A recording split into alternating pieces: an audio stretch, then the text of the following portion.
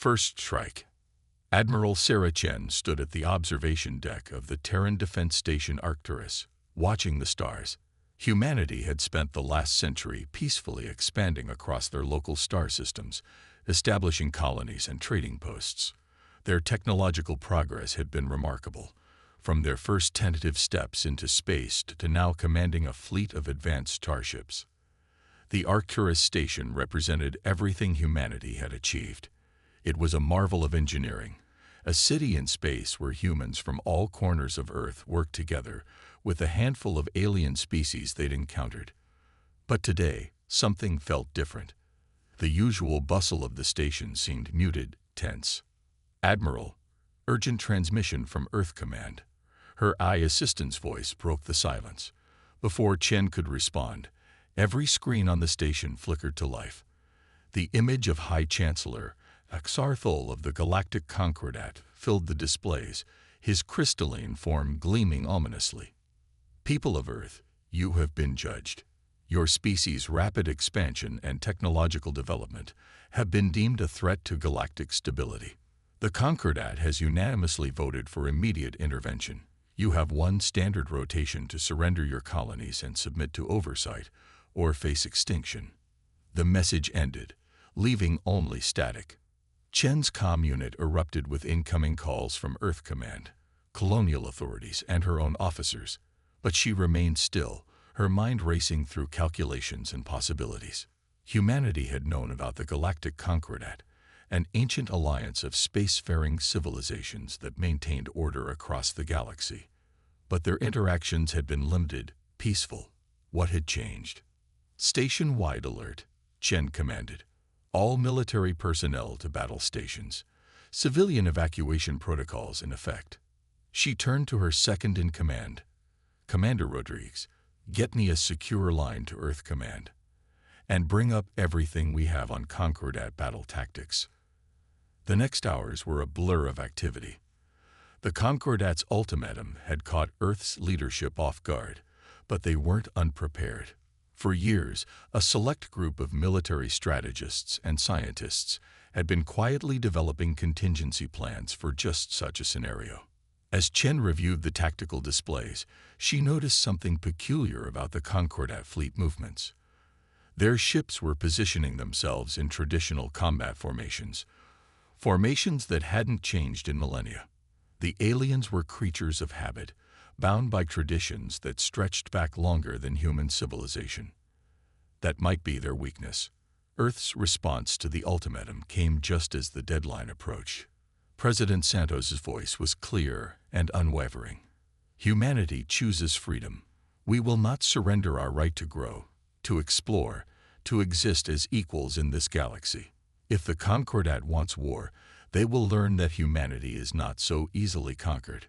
The Concordat's response was immediate. Massive warships emerged from hyperspace near every human colony and installation. Their technology was centuries ahead of humanity's. Their energy weapons could slice through conventional shields like paper.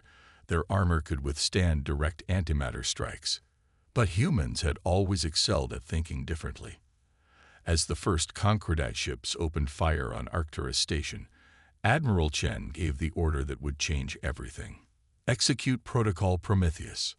Across human space, thousands of seemingly defensive installations activated, revealing their true nature. Earth's scientists hadn't tried to match the Concordat's conventional technology. Instead, they'd developed something entirely new. The battle for humanity's future had begun, and it would be unlike anything the galaxy had ever seen. The hidden edge. The Concordat's first volley should have destroyed Arcturus Station. Instead, the massive energy beams seemed to dissolve into nothing a kilometer from the station's outer hull. In his command ship, High Chancellor Axarthol's crystalline form vibrated with confusion. "Impossible," he resonated. "Their defensive capabilities were assessed at least 3 centuries behind our standard." He ordered another barrage, this time at full power. Again, the energy weapons dissipated harmlessly. But this time, something else happened. The space around Arcturus Station began to ripple, as if reality itself was being warped. Admiral Chen watched the sensor readings with grim satisfaction. "They still think we've been trying to catch up to their technology," she said to Commander Rodriguez. "They never considered we might go in a completely different direction." Protocol Prometheus wasn't a weapons system, not in any conventional sense. For decades, Earth's brightest minds had been studying something the aliens had overlooked: the quantum fabric of space itself. While the Concordat focused on increasingly powerful energy weapons, humans had learned to manipulate the fundamental forces of the universe. The ripples spreading from Arcturus Station were humanity's true defense. Quantum field manipulators that didn't just block enemy weapons, they redirected that energy, storing it, transforming it. "All stations reporting ready," Rodriguez announced. "Field saturation at optimal levels." Chen nodded. "Begin Phase 2. Across human space, the same scene was playing out. Concordat ships fired on seemingly defenseless colonies, only to have their attacks absorbed by invisible quantum fields. The aliens' frustration was palpable as they pushed their weapons to maximum power, exactly as humanity had predicted they would. Energy storage at capacity, the station's AI reported, ready for redistribution. This was the true genius of Protocol Prometheus, turning the enemy's strength against them. Every joule of energy they fired was captured, converted, and prepared for something unprecedented. Chen took a deep breath. "Initialize the quantum network. Link all stations and colonies. Begin energy transfer." What happened next would be studied by military historians for centuries to come.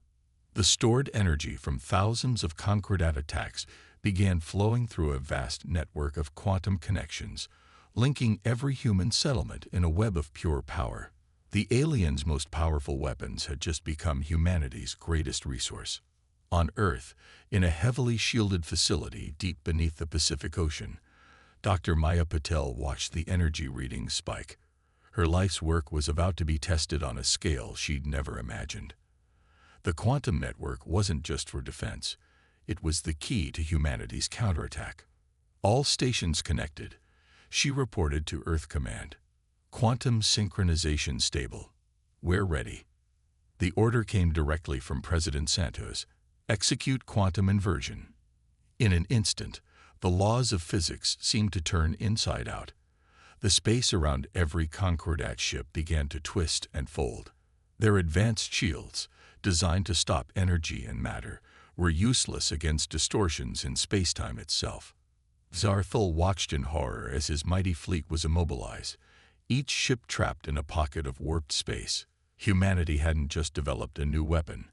They'd changed the rules of warfare itself. But the true shock came when Admiral Chen's voice echoed through every Concordat ship. "This is your only warning. We have the power to crush your ships like empty drink containers. But unlike you, we don't seek the extinction of other species. Stand down, and let's talk about changing the way this galaxy works." In the silence that followed, humanity held its breath. They had revealed their hidden edge, but would it be enough to force a peaceful resolution? Or had they just escalated the conflict beyond any hope of reconciliation? The answer would determine not just the fate of humanity, but the future of galactic civilization itself. Turning point. High Chancellor Zarthul's response came not as a surrender, but as a revelation.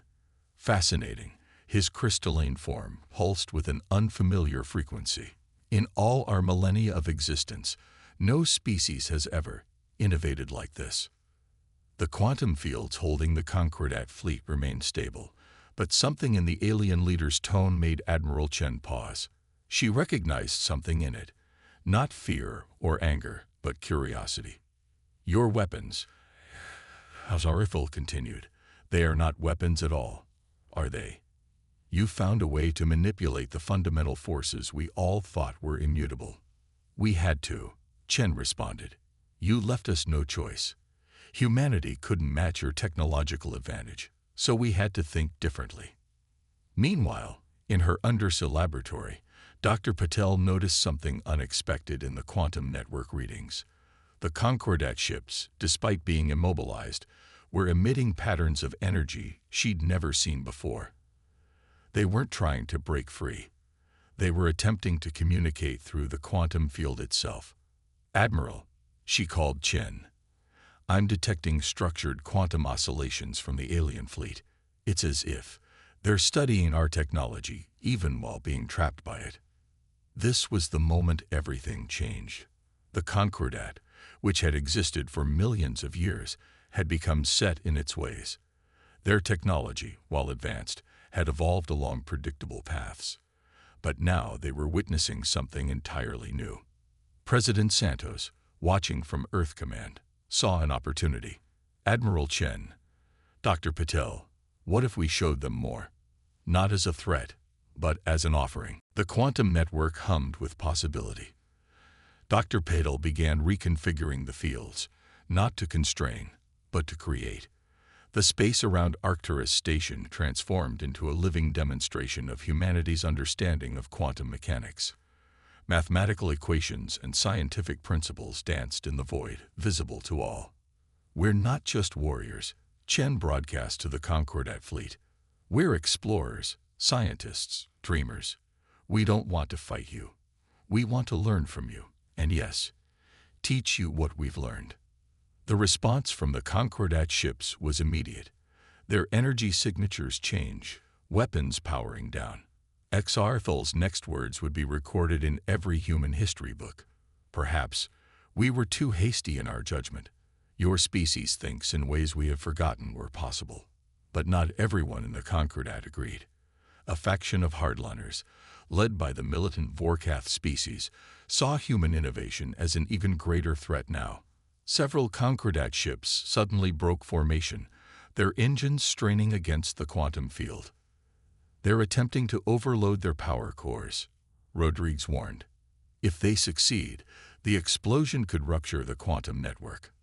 This was the real test. Humanity had shown it could fight, but could they save those intent on destroying themselves? Dr. Patel's fingers flew over her controls, modifying the quantum field in ways she'd never attempted before. "Admiral," she called, "I can use the network to stabilize their cores, but they'll have to lower their shields first.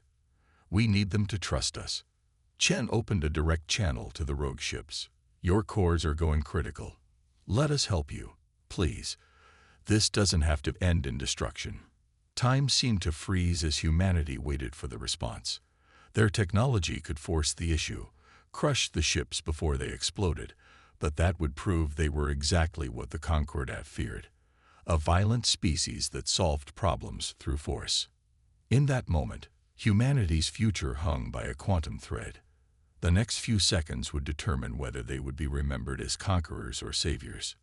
Unity's power. Time slowed to a crawl as the rogue Concordat ship's power cores approached critical levels. In that moment, Dr. Maya Patel had an epiphany. Her quantum network wasn't just connecting human installations. It was linking consciousness itself across space.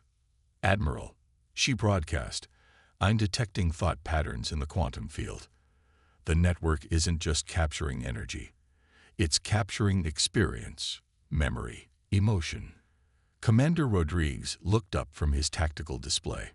"Are you saying we can communicate directly through the quantum field?" "More than communicate," Patel replied. "We can share understanding." Admiral Chen made her decision instantly. "Do it. Show them who we really are." Through the quantum network, humanity began broadcasting not just words or images, but experiences. The memory of Earth's first steps into space, the wonder of discovering new worlds, the joy of scientific breakthrough, the pain of failure, and the determination to try again. The Vorkath ship's crews experienced centuries of human history in moments.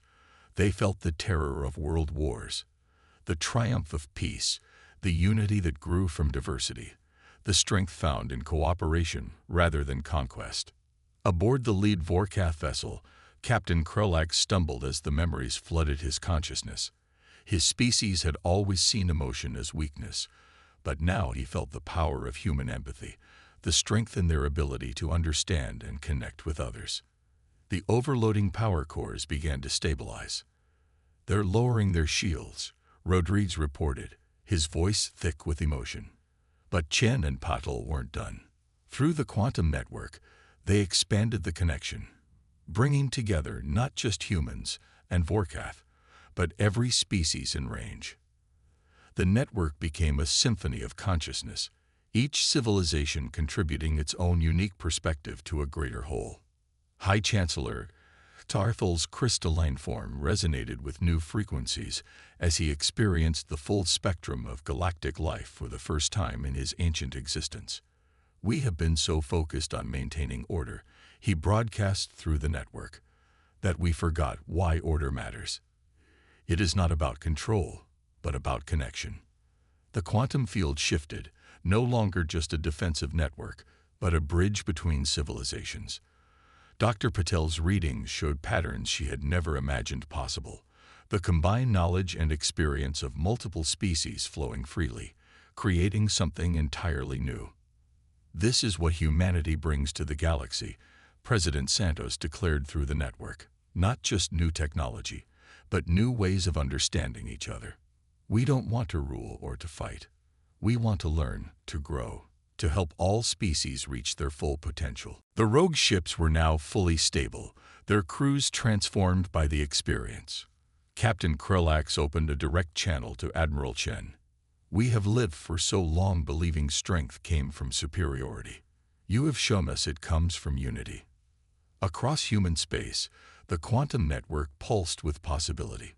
Ships that had arrived as invaders now hung in space as witnesses to something unprecedented in galactic history.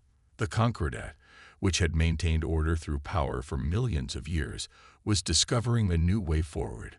But even as hope spread through the quantum network, challenges remained. Not all species would embrace this new paradigm easily. The hardest part of revolution isn't the fighting.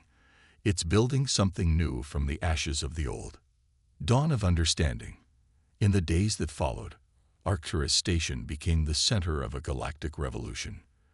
The quantum network, originally designed as a defense system, evolved into something far more significant: the foundation of a new form of galactic society. Dr. Maya Patel worked tirelessly with scientists from across the Concordat, expanding the network's capabilities. "The quantum field doesn't just transfer energy or thoughts," she explained to a gathering of species. "It adapts to each consciousness it encounters, creating connections we never thought possible." The Vorkath, once the most militant species in the Concordat, became some of the strongest advocates for this new approach. Captain Krelax, speaking to the Galactic Council, put it simply: "We thought we were strong because we could destroy. The humans showed us we are strongest when we create together." High Chancellor Tarthal, his crystalline form now resonating with frequencies that reflected his expanded understanding, proposed a radical restructuring of the Concordat. "For millions of years, we maintained order through power and tradition. Today, we choose to evolve." But Admiral Chen knew the path forward wouldn't be easy. Some species remained skeptical, fears and prejudices deeply ingrained. The quantum network revealed not just the best of each civilization, but their struggles and shadows too. "That's the point," President Santos said during a crucial meeting with galactic leaders. "We're not offering utopia. We're offering growth. Real change isn't about erasing differences. It's about learning from them." The transformation began at Arcturus. The station, once a simple human outpost, became an interstellar hub of collaboration. Species that had never worked together started sharing technologies, cultures, and dreams. The quantum network facilitated not just communication, but genuine understanding. Commander Rodriguez oversaw the station's expansion, watching as alien architectures blended with human designs. "Every species brings something unique," he noted. The Vorkath's precision, the crystalline logic of Axarthal's people, humanity's creativity. Together, we're building something greater than any of us could achieve alone. Dr. Patel's research revealed something extraordinary. The quantum network was evolving on its own. Each new connection, each shared experience, made it more sophisticated. "It's as if the universe itself wants life to connect," she told Chen during a quiet moment. We just had to be brave enough to try. A year after the day that had almost brought war, Arcturus Station hosted the signing of the new Concordat Charter. The document, written collaboratively through the quantum network, established principles that would guide galactic civilization into a new era. High Chancellor XR Thul, speaking at the ceremony, captured the moment's significance. The humans' greatest weapon wasn't their quantum technology. It was their ability to imagine a different future and their courage to make it real. Admiral Sarah Chen stood at her familiar spot on the observation deck, watching ships from across the galaxy dock at the station. Each vessel represented a civilization that had chosen to join this grand experiment in cooperation. "You know what the best part is," she said to Rodrigues as they observed a Vorkath ship teaching human pilots their advanced navigation techniques. "We're just getting started."